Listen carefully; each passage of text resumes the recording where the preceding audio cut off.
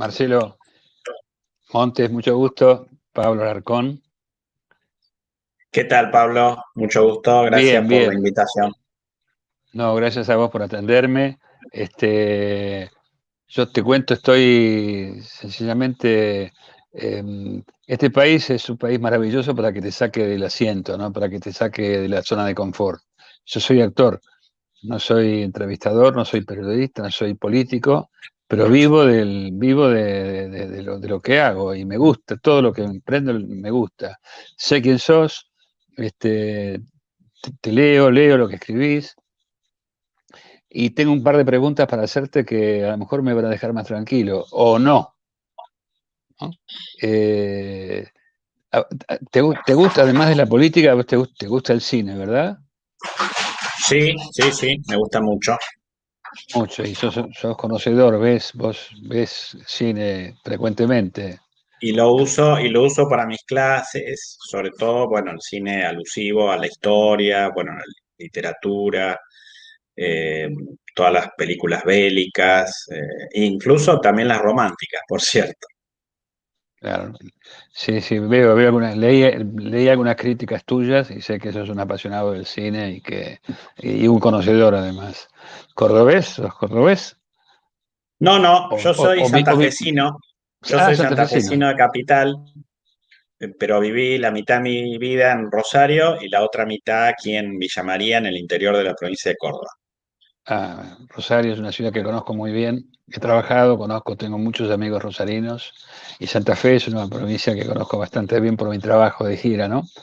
Este, Vos sos politólogo.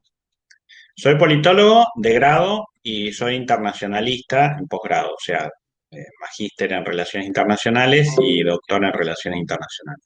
Y conoces con precisión el tema ruso en Sí, sí, particular. porque ya hace 3 décadas estudié ruso y me involucré con la cultura rusa sin tener ninguna afinidad sanguínea con Rusia, simplemente pasión o interés por conocer esa cultura. Y bueno, después toda mi formación de posgrado la hice sobre Rusia. Yo soy un ciudadano que no se dedica a la política por voluntad, sino por necesidad, porque me he enfocado últimamente en la política, porque yo milité muchos años de mi vida hasta que un día me pegaron un palo, me tuve que ir del país y dije nunca más me meto porque es un tema realmente que no entiendo, soy muy inocente. Yo juego a la escoba de 15 o al culo sucio mientras me están jugando al truco, ¿no? Entonces no entiendo. Hasta que encontré un lugar bastante confiable, que después te lo voy a decir, y estoy a mi edad militando, digamos, luchando para volver a una normalidad que conocí, ¿no? Que vos habrás conocido de alguna manera. Yo un poco más que vos por edad, vos sos mucho más joven que yo. Esta pandemia nos hizo abrir los ojos a todos, ¿verdad? ¿Va a existir un post-COVID? ¿Cómo va a ser? Sí, va a existir un post-COVID, pero el problema es saber realmente si va a ser un agravamiento de las tendencias que veníamos mostrando, que veníamos siendo testigos en todo caso, antes de marzo del 2020, o si va a ser realmente un gran cambio, una gran ruptura. Yo estoy más entre los que pienso que en todo caso va a ser una consolidación de lo que veníamos viendo, para bien y para mal. Es decir, todo lo que veníamos viendo hasta marzo del 2020, en todo sentido, en el mundo, en la política internacional, en las tendencias vinculadas con la tecnología, incluso país por país. Voy a dar un ejemplo, en el caso argentino, si veíamos con preocupación lo que venía pasando, sobre todo después de la elección del diciembre del 2019, o de Asunción, perdón, de Fernández en diciembre del 2019, bueno, en el sentido de un peligro, de un advenimiento autocrático, bueno, lo más probable es que veamos más autocracia y un poco la película que estamos mirando, ¿no? Hablando de cine. Eh, Y en el mundo pasa exactamente lo mismo, es decir, la tendencia hacia una hegemonía china, compitiendo con Estados Unidos vis a vis, en algún momento enfrentándose, en algún otro momento acordando, bueno, lo más probable es que esta tendencia la sigamos viendo en el futuro. Yo no creo Como en decía, las grandes rupturas, yo no creo en las grandes rupturas, creo que la naturaleza humana, y acá un poco aplicando filosofía, es bastante conservadora en general y lo es mucho más a nivel internacional. Entonces, no veo la posibilidad de una gran ruptura o una nueva normalidad. ya que no, como decía Kierkegaard, la puerta se abre para adentro, hay que dar un paso para atrás y ver. Lo que pasa es que ya más para atrás no podemos ir nosotros los argentinos. Pero va a tener que elegir Argentina entre el eje chino-ruso y el eje americano. Tenemos que realmente elegir, como pasó en la Segunda Guerra Mundial, que Argentina eligió a Alemania. No podemos Bueno, pendular, no podemos.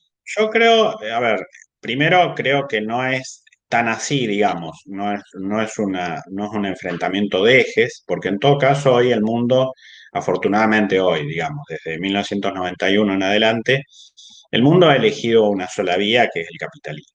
En algunos casos, con mayor o menor presencia del Estado, pero excepto, no sé, Corea del Norte, prácticamente no hay países hoy que hayan elegido la vía socialista. El socialismo para mí está, el socialismo real, ¿no?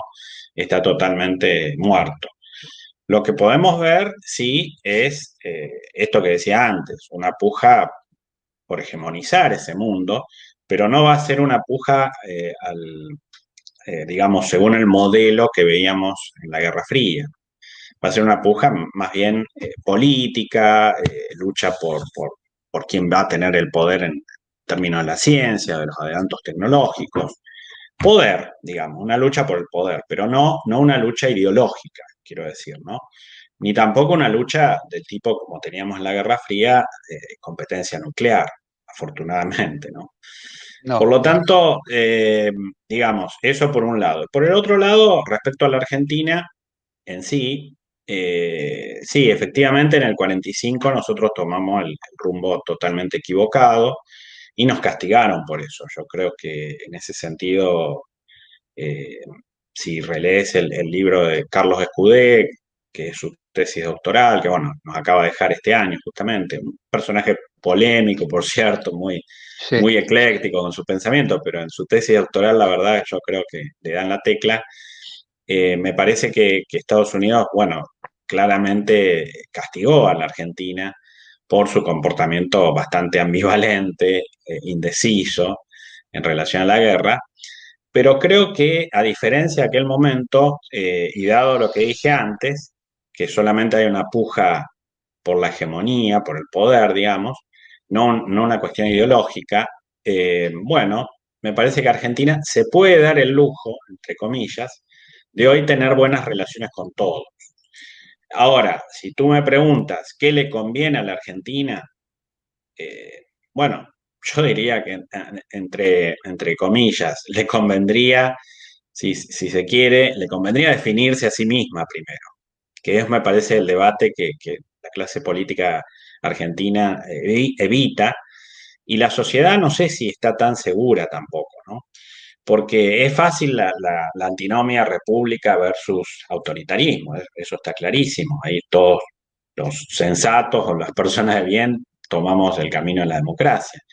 Ahora, desde el punto de vista de la inserción internacional es un poco más difícil. Yo creo que Argentina es un país que está muy lejos del mundo, muy distante físicamente, y eso le da desventajas frente a otros, pero también ventajas, porque nosotros, Ah, si nosotros tuviéramos claro qué rumbo tomar, bueno, sería mucho más sencillo, digamos, a cada país, a cada una de estas potencias que están rivalizando a nivel mundial, podríamos sacarle cierto provecho, digamos, ¿no?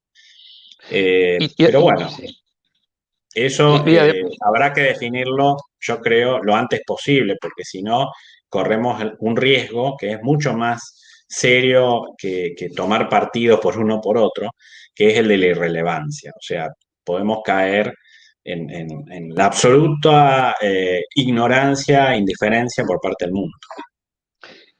Lo que yo veo acá es esta grieta que existe y que ha existido siempre, esta rivalidad, eh,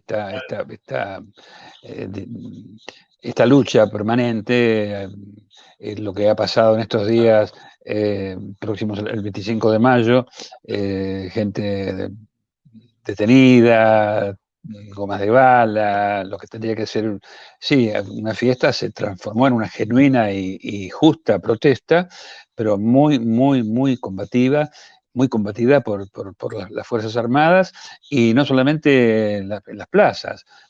Fíjate lo que pasó con Patricia Bullrich, el comentario que hizo sobre la modalidad de negociación con la Pfizer, ¿no? Con la vacuna, lo criticada que fue, lo combatida que fue, ¿verdad? ¿Qué opinas sobre esto? Sí, sí, claramente el gobierno, bueno, lo que decíamos antes, ¿no? Se ha reforzado la tendencia autocrática del kirchnerismo. No es ninguna novedad respecto a lo que vivimos a lo largo de 12 años, ¿no? En todo caso, hay una mayor consolidación, hay un mayor repliegue sobre sí mismo. Ellos en realidad, Pablo, no pasan de un tercio de la sociedad, hay que plantearlo así. Ocurre que el otro 70%, bueno, eh, digamos, no puede alcanzar la potencia y la energía suficiente como para poder doblegarlos.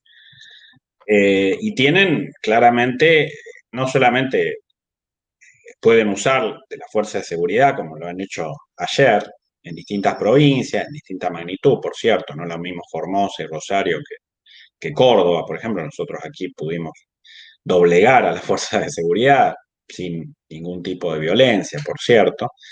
Bueno, podría decirse que además tienen toda una maquinaria, empleo público, presupuestos, mucha discrecionalidad para el uso de los presupuestos, eh, todo tipo de imposiciones. Fíjate que en los últimos años ellos han aumentado, en plena pandemia, ellos han aumentado los impuestos, han creado nuevos impuestos, usan la maquinita de la emisión monetaria, es decir, tienen toda una serie de resortes a favor, que lo usan a favor de ellos, digamos, valga la redundancia, de sus bolsillos sobre todo y en contra de la sociedad.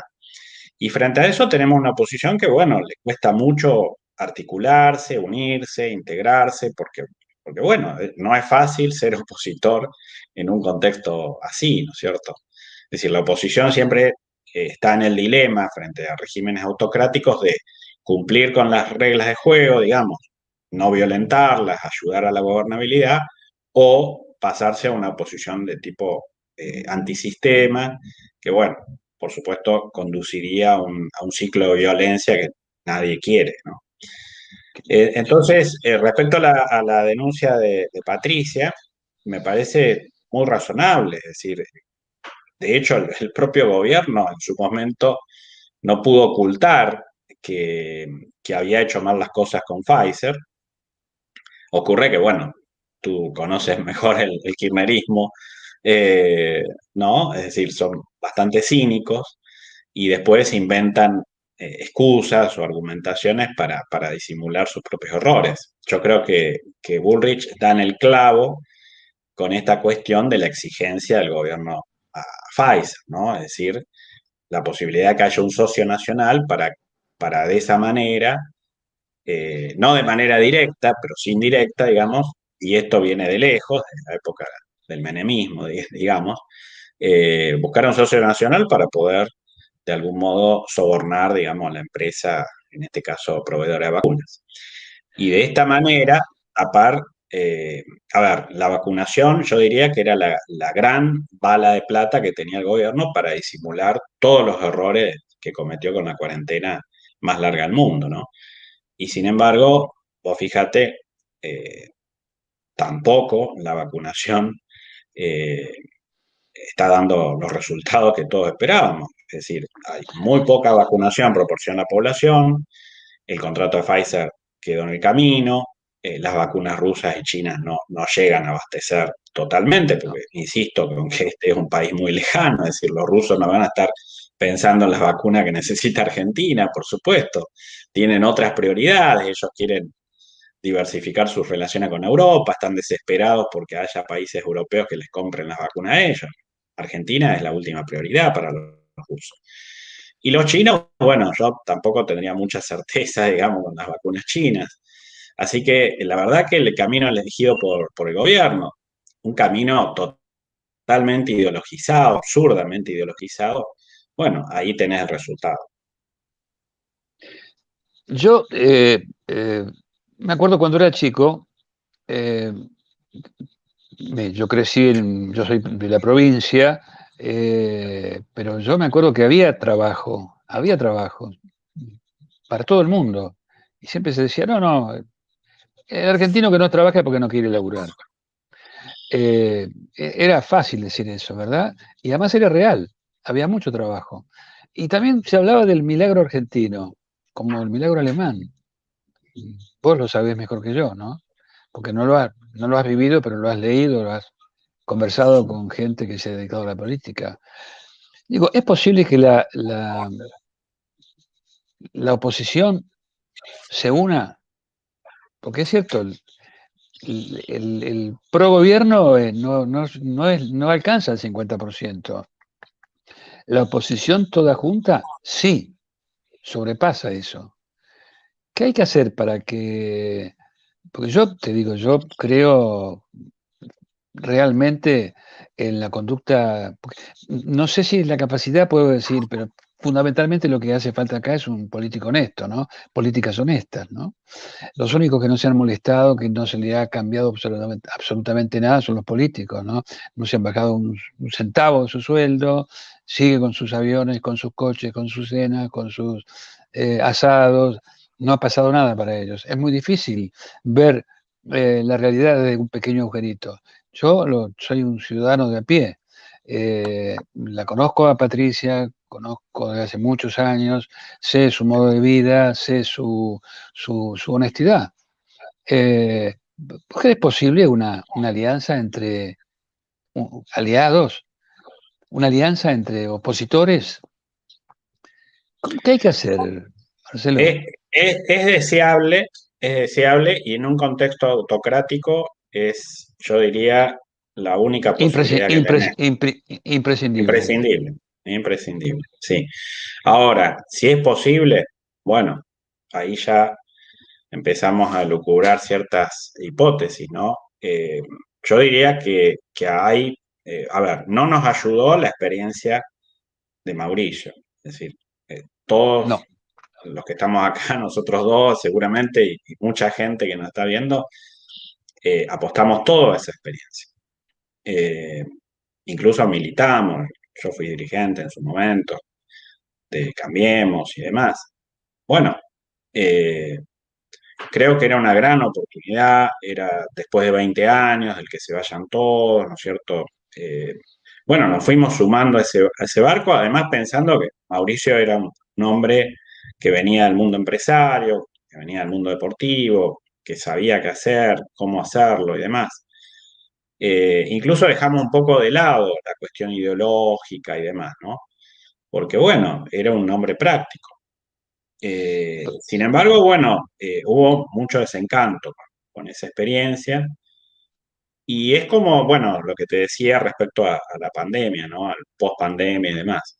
Es decir, me parece que algunos hemos optado por volver a lo que éramos, digamos. Entonces nos volvimos a nuestro tronco original, más bien en mi caso liberal, y decidimos, bueno, dejar abierta, por supuesto, la posibilidad, la ventana de un acuerdo, porque, insisto, no hay otra forma de ganarle al kirchnerismo si no es unido.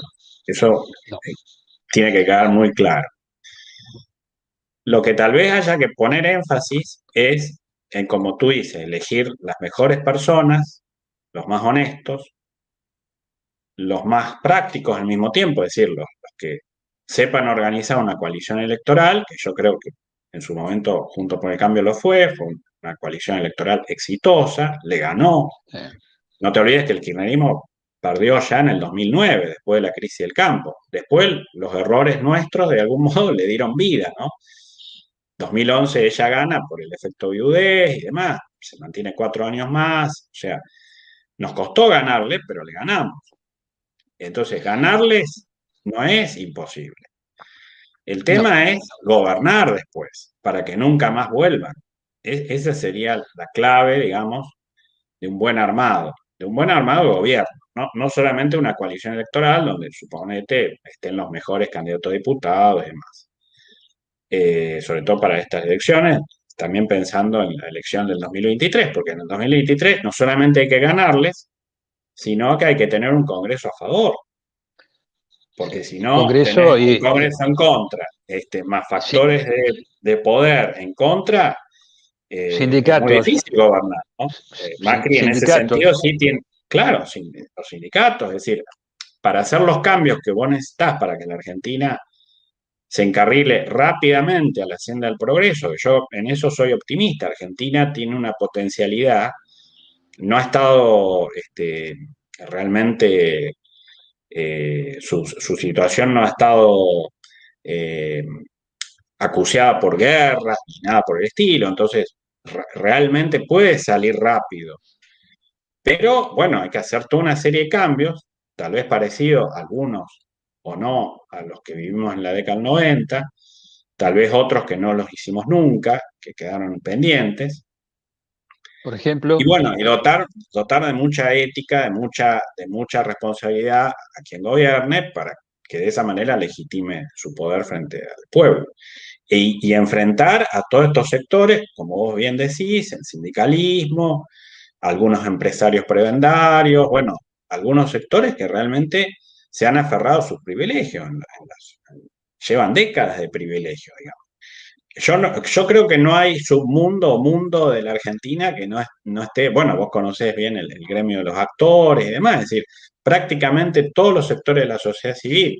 A mí me gusta el fútbol, por ejemplo, ¿no? Todo está manchado por dirigentes corruptos, por dirigentes que se eternizan en el poder, es decir, bueno, ni hablar las provincias, las mismas ciudades, nosotros acá en esta ciudad tenemos un problema con un intendente que es funcionario de la nación y que apenas fue reelecto, se tomó licencia, es decir, y estamos hablando no de Formosa, estamos hablando de una ciudad de la Pampa Gringa, de la provincia de Córdoba, de un nivel de clase media alta, ¿no es cierto? O sea, el desparpajo, digamos, y el desenfado de la desfachatez de mucha gente en Argentina realmente atraviesa muchos sectores. Entonces, la cruzada o la guerra, digamos, de alguna forma no violenta que hay que hacerle a todos estos sectores privilegiados para tener una sociedad más democrática, más republicana y más progresista, es fenomenal. hay gente que dice que no se puede gobernar sin peronismo. ¿Es posible que sea cierto eso? A ver, yo creo que el peronismo es en parte es en gran parte eh, la cultura política argentina, en muchos sentidos. Hay un libro de Sergio Bernstein que dice, todos somos peronistas, ¿no? Ah, Eh, sí, sí, sí, claro. porque bueno, eh, Perón en realidad supo interpretar, mal para algunos, bien para otros, eh, parte del sentimiento o la conducta idiosincrática del argentino medio allá lejos, ¿no? En los años 40, cuando era otro tipo de sociedad, como vos decías, los años 40 hasta los 70, Argentina disfrutó todo lo que había construido en las décadas precedentes, ¿no? Y entonces, claro, era una sociedad afluente, era una sociedad con prácticamente pleno empleo, bueno, todo lo que... Yo viví en Rosario y Rosario de los años 70, a mí me da tristeza ver la Rosario de hoy, muy decadente, en manos de los narcos, es decir, nada que ver con la Rosario a la que fueron mis padres, digamos, principios de los 70, bueno, justamente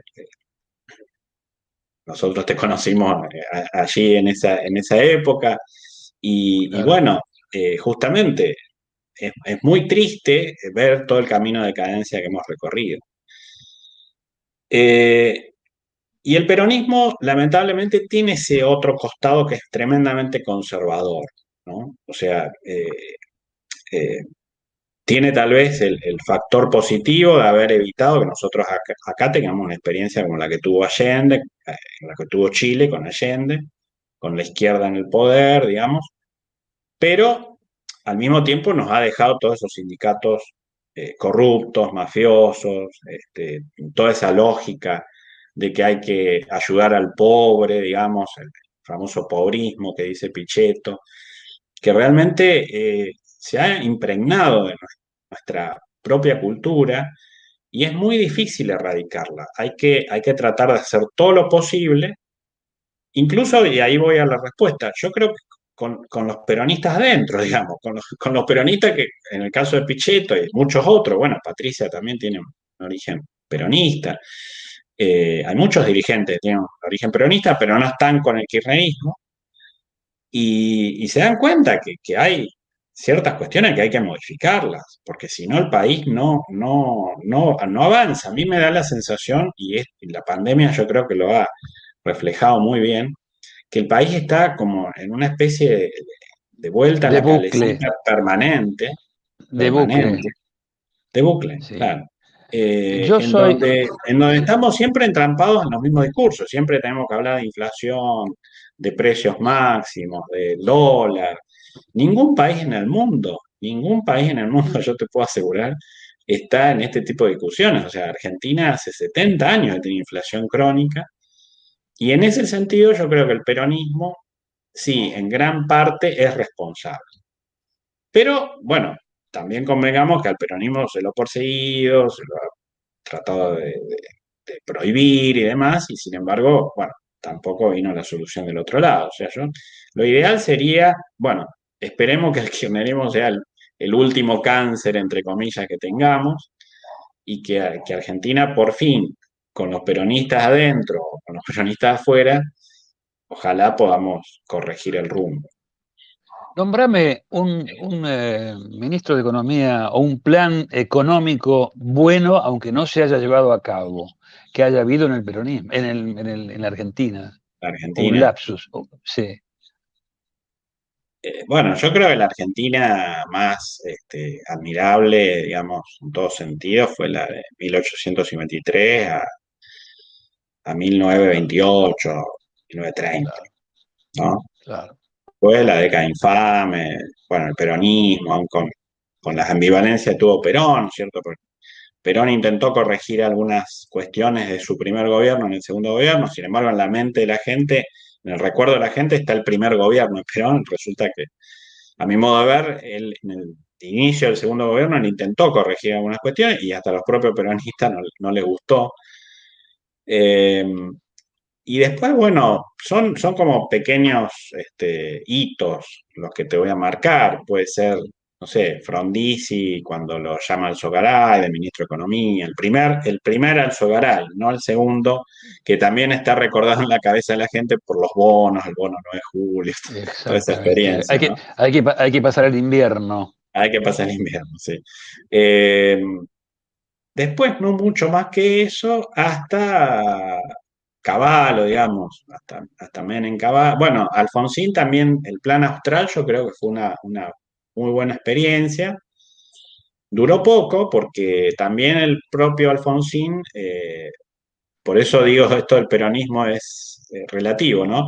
El propio Alfonsín fue seducido por algunos de sus adláteres, digamos, para generar el tercer movimiento histórico, ¿no es cierto? Y la perpetuación del poder.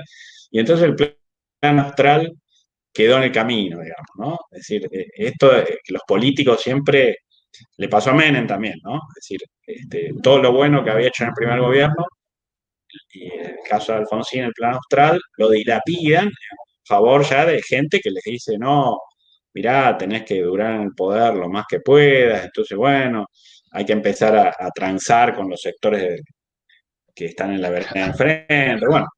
Y ese es el mal de la Argentina, me parece que la poca paciencia, digamos, que tenemos sobre todo nuestros dirigentes, con lo poco bueno que hacen, digamos, ¿no? Así que no más que eso te podría nombrar, tal vez López Murphy en algún momento, pero bueno, casi nada, ¿no? Eh, Vos no ves una posibilidad de, porque yo veo, por ejemplo, Marcelo, que en el llano, eh, yo puedo hablar con un radical, puedo hablar con un liberal, puedo hablar y puedo ponerme de acuerdo y estamos en muchísimas cosas de acuerdo, en muchísimas. ¿Y qué pasa con los de arriba, no? Son las reuniones que tenemos nosotros, siempre hay un solo escollo para la alianza, la corrupción y el robo. Eso es para empezar a hablar, la honestidad. Después posiblemente la capacidad sea absolutamente eh, necesaria, como lo dijo San Martín Dorrego, es, lo que usted va a hacer es imposible, no sé si será imposible, pero sí es imprescindible que nos pongamos de acuerdo. Imprescindible, ¿verdad que sí? Así es. Frente a un desafío tan grande como este, derrotar al kirchnerismo, sí, hay que ponerse de acuerdo. Ahora, lo que tú dices plantea varios dilemas, ¿no? Hay varias cuestiones ahí a tener en cuenta. Uno, el coraje, la capacidad de liderazgo. No todos la tienen, pero bueno, eso también se puede aprender. Eh, Otro es el patriotismo, es decir, el hecho de que la gente, los dirigentes, en todo caso, no la gente, eh, vea que hay un factor que está por encima de todo, ¿no? El amor a la patria, el hecho de que no tengamos que estar diciéndole que sí a nuestros hijos, a nuestros nietos, para que se vayan al extranjero, ¿no? Siendo que el mundo hoy está bastante complicado también, ¿no? Nada será sencillo.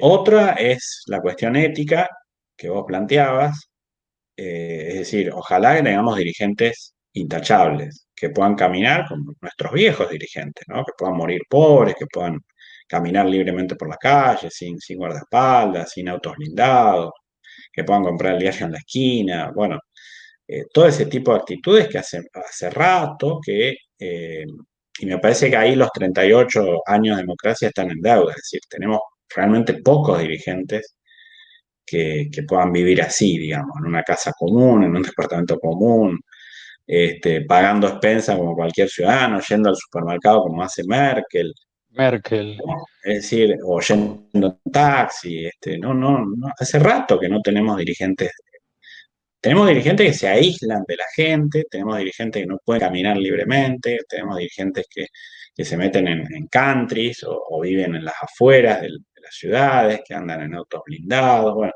todo ese tipo de cuestiones que lamentablemente también explican por qué seguimos como seguimos, porque la verdad que bueno, si hubiera esa otra gama de dirigentes, tal vez el pueblo confiaría y el discurso este que escuchamos todos los días, en donde, no sé si vos te fijás, a mí me pasa con el kirchnerismo, es decir, el kirchnerismo ha naturalizado todo lo malo que tenemos los seres humanos, digamos, es decir, ellos, frente a la cuestión, a mí me pasa que yo tengo colegas universitarios que son kirchneristas, o sea que yo convivo con ellos, discuto con ellos a diario, bueno, ya ni discuto porque ya no tiene ningún sentido, pero a mí me pasa humanamente, es decir, eh, cuando vos los criticás, ellos dicen, bueno, pero ¿y vos qué? ¿Vos no fuiste tal cosa o no hiciste tal otra?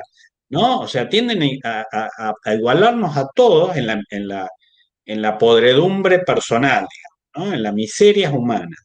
Somos todos tan miserables que ellos tienen derecho a gobernar, porque ¿quién mejor que ellos para gobernar a los miserables?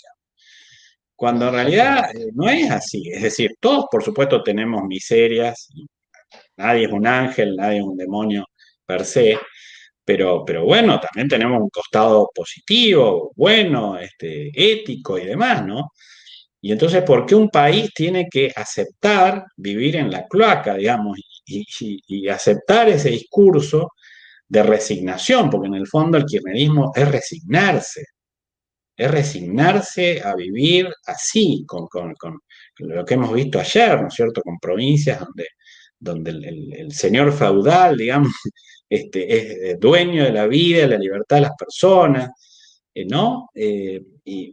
O donde es totalmente eh, banal que un dirigente le diga a otro, mirá, estás robando vacunas. No, bueno, pero las vacunas, no, porque nosotros en realidad somos soberanos, entonces nosotros decidimos.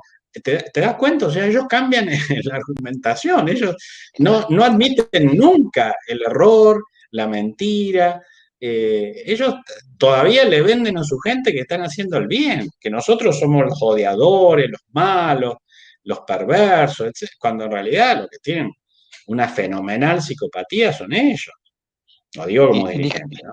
Indiscutiblemente el kirchnerismo ha usado muy bien algunas cartas que eran fundamentales para la mentalidad del argentino. Por ejemplo, el aborto, el casamiento igualitario, ha despertado, como diciendo, bueno, estos tipos la verdad que son justos, ¿eh? Mucha gente adhiere al aborto y adhiere al casamiento igualitario.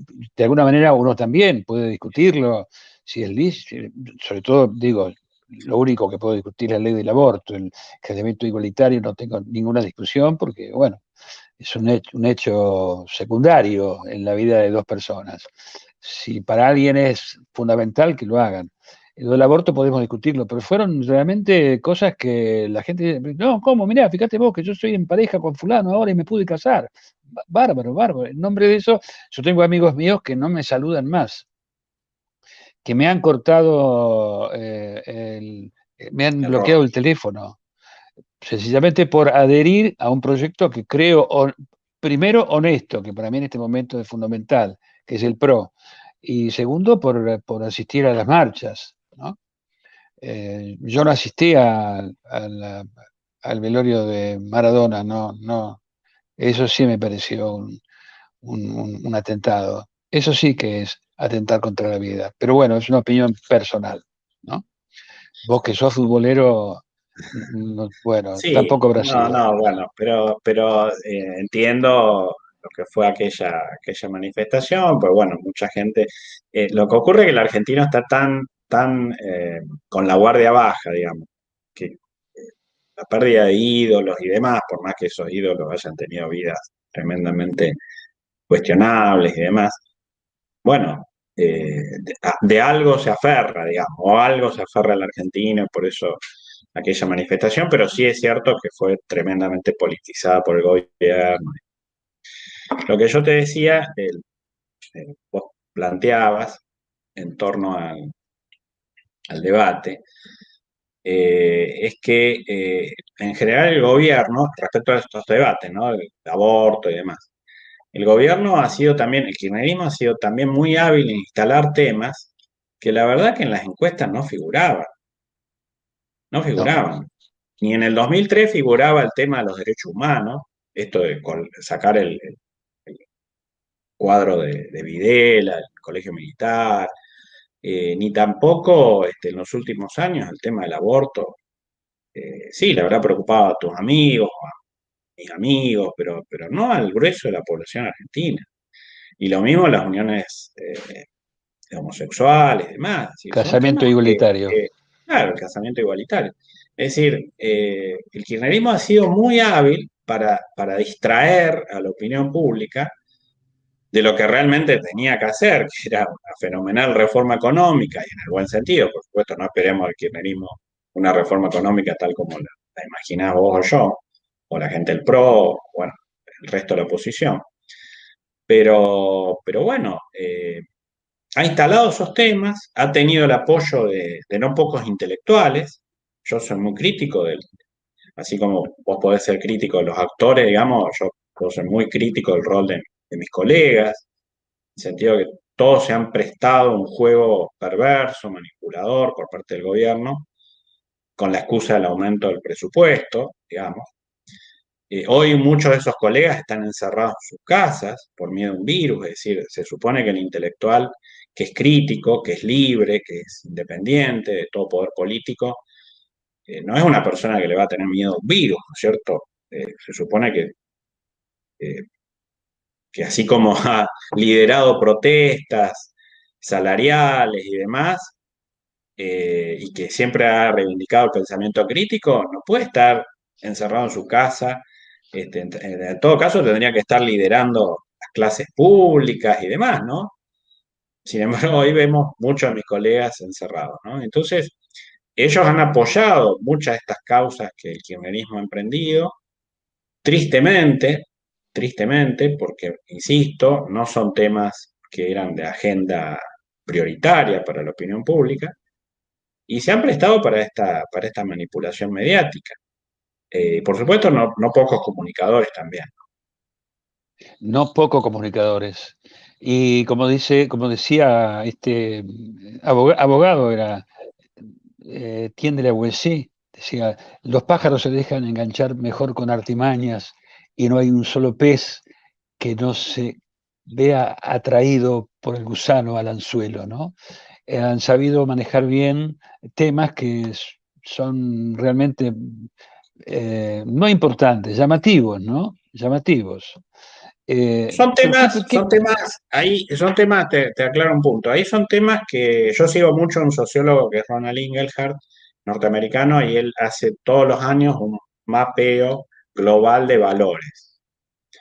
Y él dice que todos estos valores, las parejas gays, bueno, el aborto, la homosexualidad y demás, son propios de una sociedad, por ejemplo, como la europea, ¿no? Es decir, digamos, el mundo, ese mundo posmoderno, que vos lo podés ver en el arte, en el cine, en la literatura, y que trasunta, por supuesto, cuestiones culturales, atraviesa cuestiones culturales, eso se ve básicamente en la Europa posmoderna, en la Europa occidental, claro, en parte en la Europa oriental.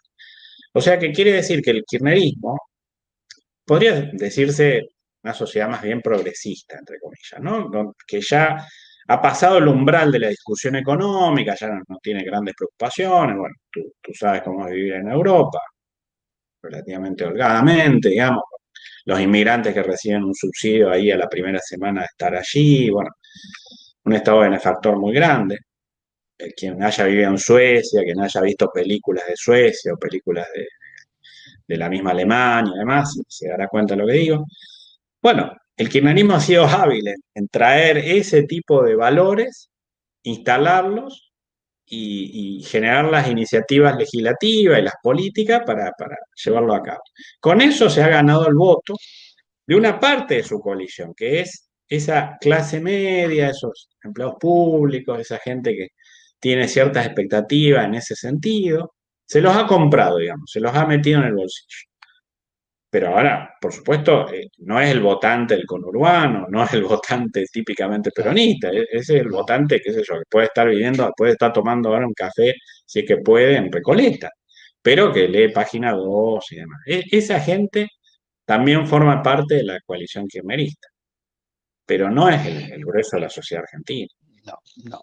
Marcelo, si yo te, para terminar, si yo te dijera, ¿y qué propuesta traerías vos para la economía, que es nuestro talón de Aquiles en este momento, aunque nuestro talón de Aquiles también sea cultural, ¿no? Que es el verdadero problema, el de fondo, ¿no? ¿Qué propondrías?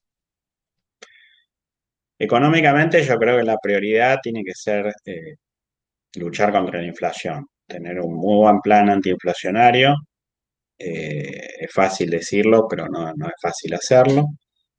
Animarse al mismo tiempo simultáneamente casi, a una liberación de precios, porque cuanto más dilates, digamos, los controles de precios y demás, te expones a una explosión, a una hiperliberación el día de mañana cuando alguien los libere.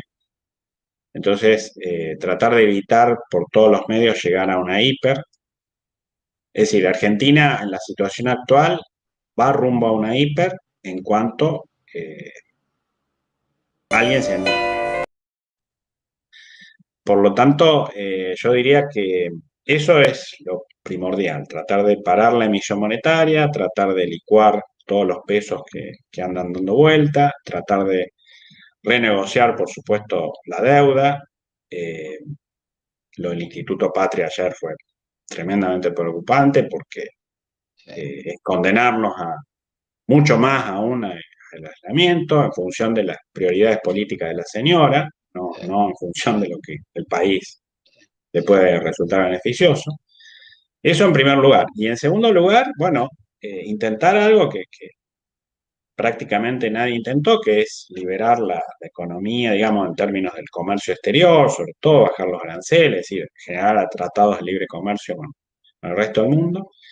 Después bajar los impuestos, o sea, hacer todo simultáneamente, bajar los impuestos, bajar el gasto público en algunas áreas que, que no vale la pena gastar. Hay mucha tela para cortar, generar un nuevo régimen de coparticipación con las provincias, tiene que transparentarse todo eso.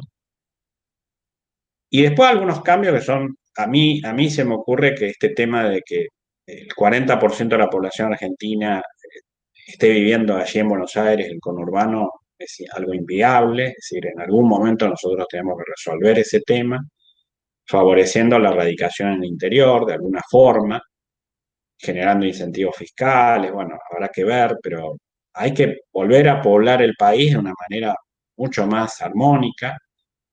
Y ahí tenés instrumentos impositivos, régimen de coparticipación y demás como para fomentarlo. Muy bien. ¿Por qué no cierta inmigración? Bueno, inmigración selectiva, ¿no es cierto? No se me ocurre traer chinos ni nada por el estilo, pero tenemos que dar alguna respuesta en ese sentido. Y bueno, y finalmente la cuestión educativa. Argentina tiene que generar una revolución educativa en todo sentido, tal vez en algunos aspectos volver a lo de antes, volver a que planteó Sarmiento en su momento, es decir, una readecuación de la formación básica para todos los argentinos. No puede ser que desde hace décadas los 50% de los chicos no terminen secundario. No. Imagínate cómo se ha agravado esta situación. Yo lo vivo en carne propia, porque dar clase por Zoom, bueno, yo soy uno de los pocos que da semipresencial, pero dar clase por Zoom es una condena al alumno a la marginación, a la exclusión, porque no todos tienen computadora, no todos tienen wifi, tienen acceso a clases con la familia ahí atrás, con el perro ahí atrás, con el novio ahí atrás, es decir, los condenaste a muchísimos chicos que tenían la expectativa de irse a vivir a las ciudades grandes y demás, salir de sus pueblos, ahora han vuelto a sus pueblos y tienen que dar clase con su profesor, ya no físicamente, sino online, con todos esos inconvenientes que te acabo de describir.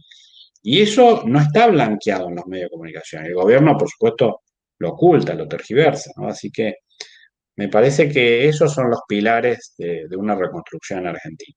Y una reforma Para, política, se me agregaría, ¿no? Ahí para terminar, una reforma política absolutamente, absolutamente. fundamental, cambiar las leyes de partidos políticos, cambiar las leyes de financiamiento. Creo que hay como 500 partidos en Argentina, que es una locura, pues son como pymes, ¿no?